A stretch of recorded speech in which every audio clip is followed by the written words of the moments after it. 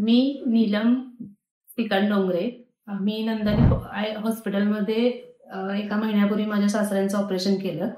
त्यांना त्या मोतीबिंद या म्हणजे त्यांना त्याची भीती होती की मला आता हॉस्पिटलमध्ये जायचंय, मला ऑपरेशन करायचंय. त्या भीतीमध्ये थोडंसं घाबरून त्यांना हॉस्पिटलमध्ये यायला भीती वाटत होती. पण आम्ही ह्या नंदानी आय हॉस्पिटलमध्ये आलो. इथला स्टाफ, इथले डॉक्टर त्यांनी त्यांना व्यवस्थित ट्रीटमेंट दिल्यामुळं त्यांची म्हणजे पुढं त्यांना असं वाटलं की आता जरी माझं दुसऱ्या डोळ्याला काही जरी झालं तरी मी बरा होऊन व्यवस्थित घरी जाऊ शकतो. आणि इथली सगळा स्टाफ, इथले सगळे नर्स, सिस्टर्स, डॉक्टर्स यांची जी प्रत्येक पेशंट बरोबर बोलण्याची पद्धत आणि देण्याची ट्रीटमेंट ही त्या पेशंटला आधार देऊन पेशंटला उभं करतात.